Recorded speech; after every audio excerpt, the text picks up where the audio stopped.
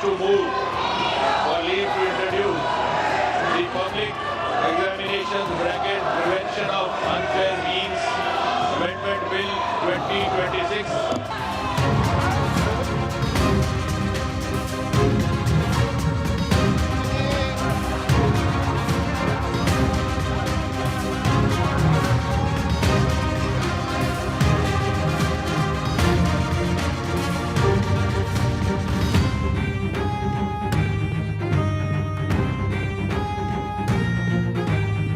हम एक दूसरे के विरोधी हैं, दुश्मन तो नहीं है ना। कहते हैं कि in politics there are no permanent friends और एनिमीज, और कहीं भी क्यों ना, राजनीति की दुनिया हर एक रंग दिखाती है। पॉलिटिक्स के कॉरिडोर में साथी, सहयोगी और विरोधी, ये सब सिर्फ शब्दों के खेल होते हैं। असल मेल पर्दे के पीछे होता है, और पर्दे के पीछे की पॉलिटिक्स में आजकल परिसीमन का रंग मंच सजा हुआ है। संसद के अंदर का गतिरोध भले ही अभी टूट नहीं रहा, लेकिन परिसीमन पर समीकरण बैठाने की कोशिश का सिलसिला अभी थमा नहीं है। और इन कोशिशों की कहानी को समझने के लिए सियासत की उस आवाज को सिर्फ कान ही नहीं, बल्कि ध्यान से सुनिए। वो बातें जो बोली तो नहीं गई, लेकिन सुनाई दे रही हैं। संसद के मॉनसून सत्र की कहानी में अभी तक परिसीमन के किरदार की एंट्री भी नहीं हुई, लेकिन सियासत की शतरंज पर बाजियां भी खेली जा रही हैं और मोहरों को शह और मात का हथियार बनाकर तैयार भी किया जा रहा है।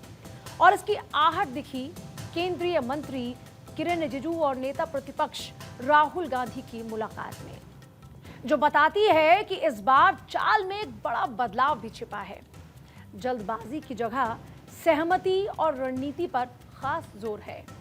और ये रणनीति क्यों जरूरी है, इसे समझने के लिए याद करिए 17 अप्रैल की तारीख, जब संसद में महिला आरक्षण से जुड़ा 131वां संविधान संशोधन विधेयक संख्या बल की कमी के चलते गिर गया था। लेकिन आज 3 महीने बाद हम मॉनसून सत्र के आखिरी हफ्ते की तरफ बढ़ रहे हैं, तो राजनीति पिछली कमियों से सबक लेकर नई पटकथा लिख रही है। क्योंकि सांसदों की गिनती के गणित के हिसाब से तो एनडीए पहले से कहीं ज्यादा मजबूत है, लेकिन फिर भी बीजेपी की रणनीति इस बार परिसीमन पर विपक्ष से सर्वसम्मति बनाकर आगे बढ़ने की है।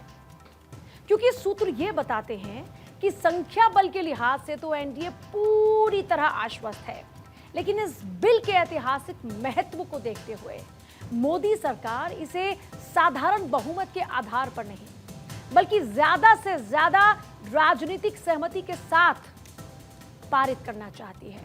और मान लीजिए कि मॉनसून सत्र में भी अगर परिसीमन पर मोहर नहीं लगे और बात शीतकालीन सत्र तक भी पहुंची, तब भी 2029 के लोकसभा चुनावों से पहले सरकार परिसीमन करा सकती है।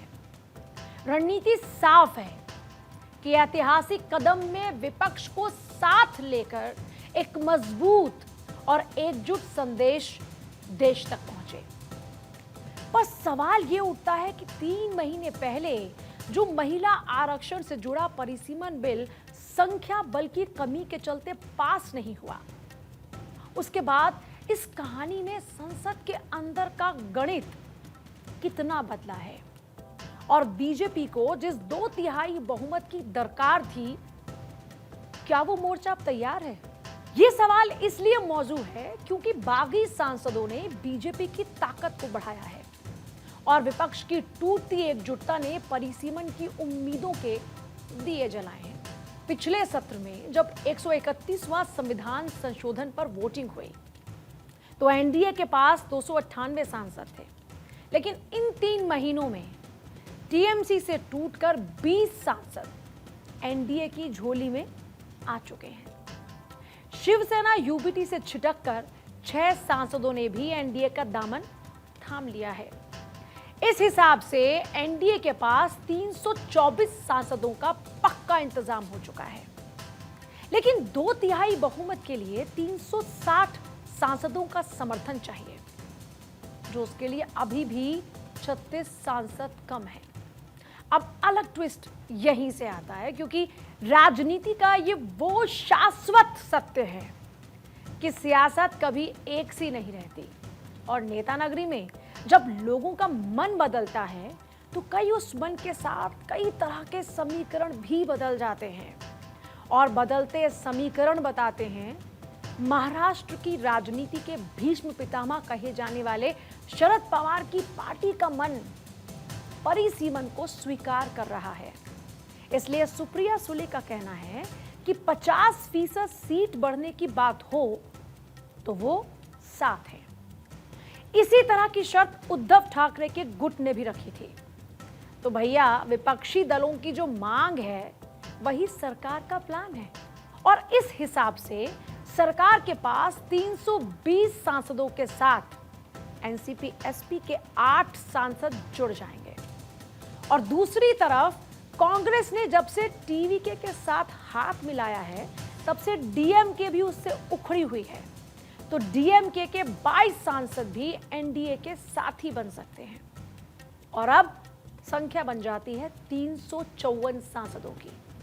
दूसरी तरफ यूबीटी के 3, वाईएसआरसीपी के 4 सांसदों के साथ 361 हो जाएगी, जबकि 2/3 बहुमत के लिए चाहिए 360 सांसदों का समर्थन। मतलब NCP SP plus DMK plus YSRCP plus Shiv Sena UBT, ये 4 पार्टियां मिलकर इस बार विपक्ष के साथ वो खेल कर सकती हैं जो परिसीमन के रास्ते को साफ कर देगा। लेकिन ऐसा नहीं है कि रणनीति के शतरंज पर खेल सिर्फ एनडीए का खेमा ही खेल रहा है। दूसरी तरफ इस बिसात पर बाजी लगाने वालों में इंडी गठबंधन भी है।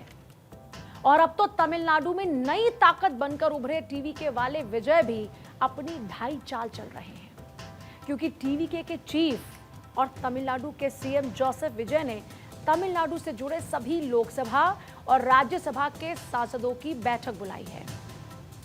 और इस बैठक को राज्य के इस कोशिश की तरह देखा जा रहा है कि डीएमके के सांसदों को परिसीमन के विरोध के लिए खड़ा किया जा सके। लेकिन विजय की इन कोशिशों का असर कितना होगा, ये देखना दिलचस्प होगा, क्योंकि डीएमके समेत विपक्ष की ये चारों वही पार्टियां हैं जिन्होंने अपने बदले हुए लक्ष्य के साथ बीजेपी के सामने कुछ शर्त रखी। शर्त भी ऐसी जो बीजेपी पहले ही पूरी करने की बात कह रही है। जैसे डीएमके का ही कहना है कि परिसीमन से उसकी सीटें कम होंगी, क्योंकि उनका कहना था कि सरकार 50% सीटें बढ़ाने की जो बात कर रही है उसका जिक्र बिल में नहीं है। और गृह मंत्री अमित शाह ने तो 3 महीने पहले ही यह साफ कर दिया था कि आप 2 घंटे का वक्त दीजिए, मैं तुरंत इसे प्रस्ताव की कॉपी में जोड़कर लाता हूं। इसी तरह ठीक यही बात एनसीपी एसपी, शिवसेना यूबीटी भी कह चुकी हैं, जो 50% सीट बढ़ने की बात पर एनडीए का साथ निभाने के लिए तैयार है। मतलब बीजेपी के जो विचार हैं वही विपक्ष की शर्तों का आधार है। अब यहां विपक्ष का मन बदलने के पीछे कई तरह के कारण हैं, लेकिन इन कारणों में एक अहम वजह है कि बजट सत्र में 131वें संशोधन के गिरने के बाद आए चुनावी नतीजे। जैसे पश्चिम बंगाल में ममता बनर्जी को अपनी सत्ता गंवानी पड़ी, असम में भी कांग्रेस की हालत सबने देख ली, और सियासत ये समझती है कि जनता का गुस्सा उसकी सेहत के लिए सही नहीं है। शायद नेता नगरी वाले ये जान चुके हैं कि महिला आरक्षण के रास्ते में रुकावट खड़ी करना सेल्फ गोल की तरह है, और इसलिए राजनीति की हवाओं का रुख बदला हुआ है। और अब इस बदलते रुख के साथ सभी बहना चाहते हैं, क्योंकि हवाओं के खिलाफ चलने से विपक्ष के लिए मुश्किलें बढ़ती नजर आ रही हैं। अब परिसीमन विधेयक 2026 के मुताबिक अगर डिलिमिटेशन होता है तो लोकसभा में सीटों की संख्या 543 से बढ़कर 816 हो जाएगी। उसमें 33% महिलाओं के लिए सीट्स आरक्षित होंगी, उनकी हिस्सेदारी को 273 सीटों तक लेकर जाएगी। लेकिन इस गणित में कैच है। अभी साल चल रहा है 2026 का, और परिसीमन में जो जनसंख्या और जनप्रतिनिधि का अनुपात होता है वो लिया जाना है जनगणना से जो हुई भी थी 2011 में। तो अब विपक्ष ये तर्क भी रख सकता है कि जनगणना के बाद परिसीमन होना चाहिए, क्योंकि ये तो सच है कि 2011 और 2026 के बीच आबादी का आंकड़ा बेशक बदला है और जनगणना भी चल रही है, लेकिन जिस रफ्तार से परिसीमन की रणनीति तैयार हो रही है उस हिसाब से 2011 की जनगणना आंकड़ों का इस्तेमाल किया जाना तय है। तो क्या इसका मतलब यह हुआ कि 2011 और 2027 का आंकड़ों के फेर में डिलिमिटेशन की प्रक्रिया डिरेल हो जाएगी? नहीं साहब, लगता नहीं है कि इस बार ऐसा होगा। और इसी पेच में ही बीजेपी का वो मास्टर स्ट्रोक भी छिपा हुआ है जो विपक्ष के मन को बदल रहा है, क्योंकि दक्षिण के राज्यों का डर है कि अगर आबादी के आधार पर डिलिमिटेशन हुआ तो उन राज्यों को नुकसान होगा, क्योंकि उन्होंने अपने राज्य में बर्थ कंट्रोल किया है। इसलिए दक्षिण के राज्यों की सीटें लोकसभा में कम हो जाएंगी, यानी उनकी पावर घट जाएगी। और इस डर का जवाब बीजेपी ने 50% के फॉर्मूले वाले ब्रह्मास्त्र से दिया है। अगर आप ताजा जनगणना को आधार बनाएंगे तो परिसीमन के बाद नुकसान दक्षिण भारत के राज्यों को होगा जहां सीटें घटेंगी। तो यहां बीजेपी डीएमके जैसे दलों को यह समझा रही है कि उनका फॉर्मूला सभी राज्यों की 50% सीटें बढ़ाने का है और उसमें तमिलनाडु का फायदा है, जबकि विपक्ष का जनगणना वाला गणित दक्षिण की ताकत को कम करेगा। और इसी 50% के वादे ने डीएमके से लेकर एनसीपी, एसपी, शिवसेना, यूबीटी तक का मन बदल दिया है। यानी लोकसभा में बीजेपी की टेंशन धीरे धीरे खत्म होती दिख रही है और लोकसभा के बाद बात राज्यसभा पर आएगी। तो राज्यसभा के गणित में भी बीजेपी ज्यादा दूर नहीं। यहां वर्तमान में कुल 245 सदस्य हैं। इस हिसाब से 2/3 का आंकड़ा बनता है 164 सदस्यों का और एनडीए के पाले में 158 मेंबर हैं। इस हिसाब से 6 और वोट की जरूरत एनडीए को पड़ेगी। तो देखिए, सीधा फॉर्मूला है। अगर लोकसभा में 53 सीटों को मैनेज किया जा सकता है तो राज्यसभा की 6 सीटें भी मैनेज हो ही जाएंगी।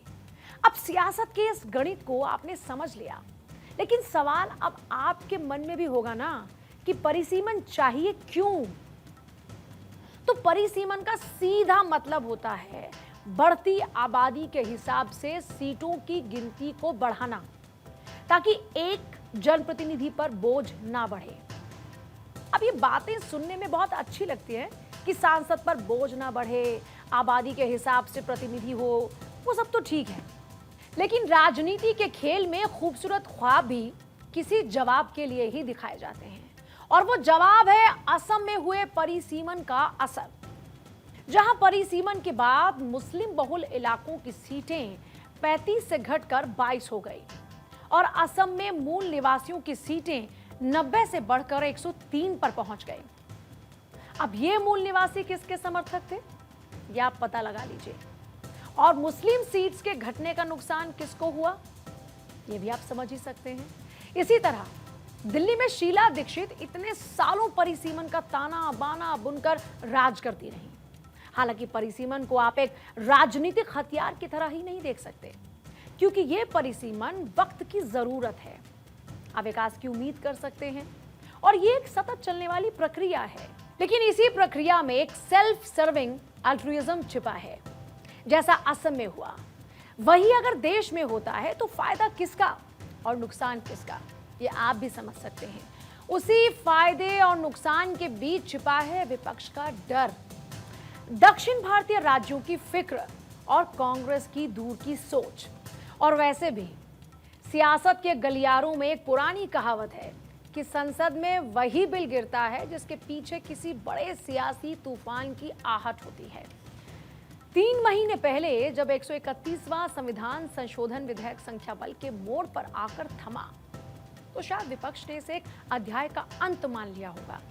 लेकिन सत्ता के सबसे बड़े मंच पर सन्नाटा कभी स्थायी नहीं होता। बिल भले ही गिरा, लेकिन इरादे नहीं डिगे, और इरादे अब इस बिल को ना सिर्फ बहुमत से पास कराने के हैं, बल्कि विपक्ष के साथ मिलकर शायद इतिहास बनाने के भी हैं। अब ये इतिहास किस तरह से लिखा जाएगा, इसका जवाब अगला हफ्ता दे देगा। फिलहाल आज के पॉलिटिकल कॉरिडोर में बस इतना ही। देश दुनिया की तमाम बाकी खबरों के लिए आप देखते रहिए भारत 24। नमस्कार।